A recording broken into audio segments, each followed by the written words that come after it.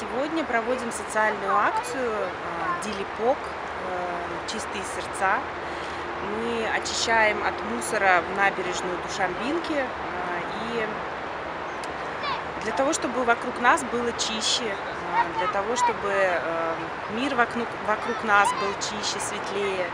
На самом деле чисто не там, где убирают мусор, а там, где не мусорят.